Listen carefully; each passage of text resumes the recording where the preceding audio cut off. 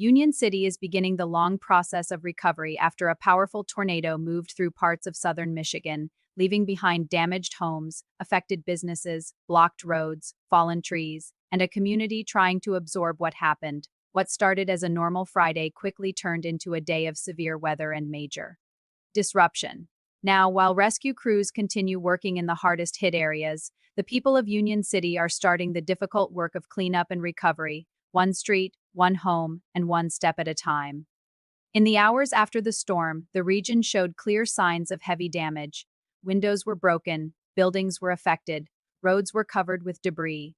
Trees that had stood for years were snapped, uprooted, or pushed onto homes and streets. In some places, it looked as though the wind had moved through with overwhelming force, changing familiar neighborhoods in only a short time. But by Saturday morning, the shock was already giving way to action. Residents stepped outside, volunteers arrived, crews began clearing roads, families swept glass from sidewalks. Recovery had started, even though the event was still fresh in everyone's mind.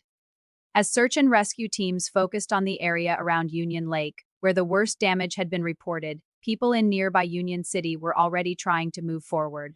The storm had passed, but its effects could still be seen everywhere. Pieces of siding, roofing, broken branches, and shattered glass had become part of the landscape. Overnight, for many residents, the first task was simply to understand what had been lost, what could be repaired, and what needed immediate attention. In moments like this, recovery does not begin with big speeches or detailed plans. It begins with people stepping outside and doing the first thing they can. That was the scene in downtown Union City on Saturday morning. Along Broadway Street, the main road through town, the Green family was outside their woodworking business, cleaning up debris from the sidewalk. Parents Dwayne and Dawn swept up broken glass while their children, 9-year-old Dwayne, 4 and 11-year-old Calissa, helped collect the pieces. It was a simple moment, but it reflected something important. A family business doing its part, children helping their parents, and a small town beginning to restore itself through ordinary work. For Dwayne, the tornado was not just something he heard about later. He saw it coming while he was inside the store. He said the sound reminded him of a train. That comparison is often used by tornado survivors, but hearing it from someone who watched the storm move up the street gives it special meaning. It captures the force, the urgency, and the small amount of time people had to react. Dwayne said he saw the tornado move up the street and then quickly went inside and down to the basement. It was the kind of decision people make in an instant when they know danger is close. In moments like that, there is no time to think about anything except safety. When he came back out, the tornado had already moved on toward the northeast, but it had left visible damage behind. Just a block away, a used car business had lost part of its front. Windows in downtown buildings had been blown out. Pieces of structures had been scattered around the area. The storm moved quickly, but its effects were immediate and widespread. What stood out most in Dwayne's account was how suddenly everything changed. It was not a slow-moving situation that gave people plenty of time to prepare. Friday afternoon had seemed normal, and then within minutes, the town was dealing with dangerous weather and serious damage. That sudden shift is one of the hardest parts of any storm like this. The physical effects are clear, but so is the emotional impact of seeing normal life interrupted so fast. Even after living through that moment, Dwayne was already thinking about helping others. He lives in nearby Athens and regularly volunteers with Samaritan First, a nonprofit that helps with disaster relief. Even as he dealt with the damage around him, he was preparing to meet with a representative from the organization to see how he could assist. That says a lot about the people in this area. Even while facing their own problems, many were already looking around and asking where help was needed most. As officials continued gathering information, the human impact of the storm became clearer.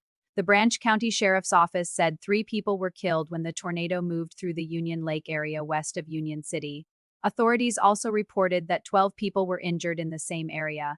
Those numbers alone show how serious this storm was. This was not simply a damaging weather event. It was one that brought real loss to families and the community. And the damage was not limited to one location. Another death was confirmed in the Edwardsburg area after a tornado struck there as well, according to Cass County Sheriff Clint Roach. Several injuries were also reported in the southern part of Cass County near the Indiana state line. That wider pattern showed that multiple communities across the region were dealing with similar loss, damage, and uncertainty at the same time. Meteorologists were also working to understand the full scope of the storm. Lonnie Fisher, a meteorologist with the National Weather Service office in northern Indiana, said that based on reports from emergency officials and information shared online, the area west of Union City near Union Lake appeared to have suffered the heaviest. Damage survey teams were sent out Saturday to examine the affected areas and begin evaluating the tornado's path and strength. These surveys matter because they help officials build an accurate understanding of the event. They can later support emergency planning, insurance questions, and public information. Preliminary findings for the Union City area were expected Saturday afternoon, with additional reports from places like Three Rivers and Edwardsburg possibly coming later. But for the people living there, no official report was needed to confirm that the storm had changed their lives. For many residents, even getting home after work on Friday became difficult. Union City resident Alicia Carr said she was at work when the tornado came through. By the time her shift ended, the roads were blocked by fallen trees and utility vehicles. Workers were trying to restore lines, clear roads, and manage dangerous conditions. Left behind by the storm, Carr said she could barely make it home. That detail reflects something many people experience after disasters. The danger does not end when the winds stop. The hours afterward can be just as difficult as people try to reach loved ones, return home, and figure out what has changed. When Carr finally reached her house, she found that it had been damaged by a fallen tree. Her home, built in 1869 at the corner of John and Foot Streets, had been affected by the storm, a house that carries history, memories, and a sense of stability.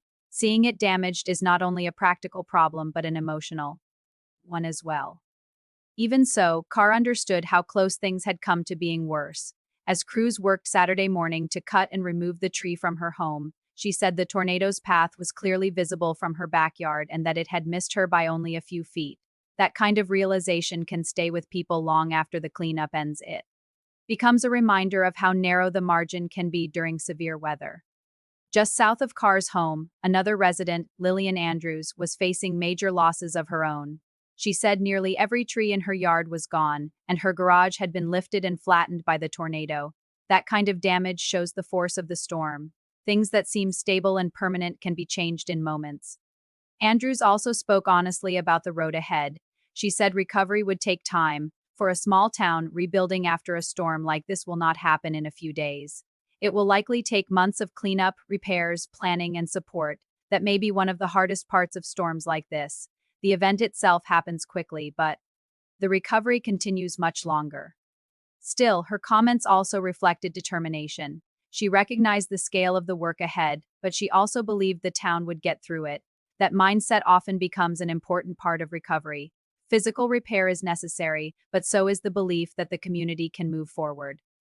That spirit became especially visible at Union City High School, which was turned into a distribution center for people affected by the storm. In times like this, schools often become more than places for classes. They become gathering points, support centers, and symbols of stability. At the high school, volunteers work together to provide clothing, food, and other necessary items for residents in need. This kind of local response can make a major difference in the immediate aftermath of a disaster. People who have been displaced may need supplies right away. Others may need information, transportation, or temporary support. A familiar place serving as a relief center can help bring order to a difficult situation. The school district was also helping in other practical ways. Displaced residents were allowed to use showers at the high school, and staff members were helping people find temporary lodging. After a storm, basic needs matter deeply. A shower, a meal, a place to sleep, and a person willing to help can mean a great deal to someone whose home has been damaged or who has been forced to leave. Jamie Thomas, principal at Union City Middle School and part of the crisis team leading outreach efforts, said that hundreds of community members had donated either supplies or their time. That level of support reflects the strength of a small town. In places like Union City, the people affected are not strangers, they are neighbors. Co-workers, local business owners, classmates, and friends. The people offering help often know the people receiving it. Thomas said that is what small towns do. They come together in Union City. That did not seem like an empty phrase. It could be seen in the volunteers organizing items, the families cleaning sidewalks, the crews removing fallen trees, and the school opening its doors to help those in need. At the same time, the sadness surrounding the storm cannot be ignored. The confirmed deaths near Union Lake gave the event a much heavier meaning. Storm damage is often measured in broken buildings and downed trees, but the real cost is much greater. It includes lives lost, injuries, disrupted routines, and the emotional impact that remains long after the debris is gone. For families who lost loved ones, recovery will mean something very different. Their loss cannot be repaired in the same way damaged buildings can be repaired. That is why communities after deadly storms often carry a mix of emotions all at once. There is relief among those who survived, urgency among responders, determination among volunteers, and grief among families facing permanent loss. The area around Union Lake, where search and rescue crews focused their efforts, became the center of the region's greatest concern. When rescue work is still active, the emotional atmosphere changes. Even as some parts of town begin cleanup, everyone knows that elsewhere the situation may still be more serious. That creates a difficult overlap between recovery and sorrow. It is also important to recognize how quickly storms like this can change everyday life. Roads that once felt ordinary become blocked. Homes that once felt secure suddenly need repairs. Businesses that served as familiar landmarks may be damaged or forced to close temporarily. People are left trying to navigate both physical damage and the emotional challenge of seeing their town look different almost overnight. For businesses in downtown Union City, the impact may continue for some time. Even when buildings remain standing, broken windows and structural damage can interrupt operations. Merchandise may be affected. Utilities may be down. Customers may not be able to access the area. In a small town, even a short closure can be difficult, yet one of the most striking things about Union City has been that many people, even while facing uncertainty, were already focused on cleaning up and helping one another. The Green family's cleanup on Broadway Street became a memorable image because it represented more than removing debris. It showed that recovery begins in ordinary actions. It begins with sweeping, lifting, sorting, checking, and helping. It begins with people doing what they can before the full picture is even clear. There is also something difficult about how uneven tornado damage can be. One property may be badly damaged while another nearby is much less affected. One block may still look familiar while another appears completely changed. That contrast can leave survivors with mixed emotions, including relief, disbelief, and even guilt. That contrast was visible across Union City and nearby areas. Carr's home was damaged by a fallen tree, yet the tornado missed her by only a few feet. Andrews lost nearly every tree in her yard and her garage. Dwayne watched the storm move through and later saw the damage left behind downtown. These are different experiences, but together, they show just how close many people came to much greater loss. Now, emergency workers, utility crews, meteorologists, nonprofit groups, school staff, and volunteers are all part of the larger response. Some are clearing roads and restoring services. Others are documenting damage and helping coordinate aid. Others are providing food, clothing, and temporary support in the early days after a disaster. Recovery is never one single effort. It is many efforts happening at once. In small towns, local institutions often become the backbone of that response. A school gym becomes a relief center. A local group becomes a source of support.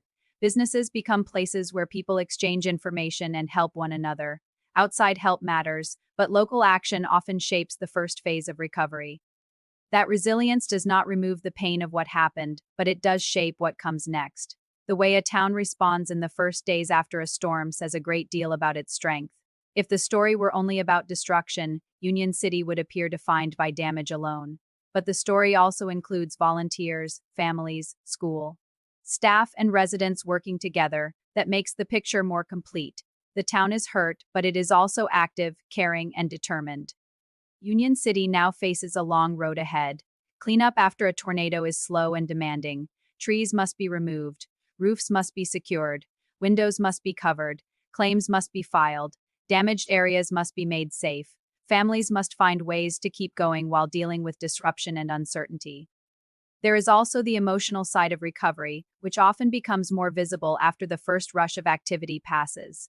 In the first day or two, people focus on immediate needs because they must, but later come exhaustion, stress, and the challenge of adjusting to a changed environment.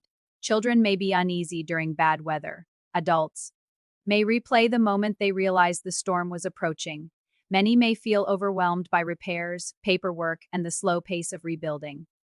That is why places like the high school distribution center are so important. They offer more than supplies. They remind people that they are not facing this alone. In moments like this, community support matters almost as much as material aid. For now, Union City is taking the first steps forward.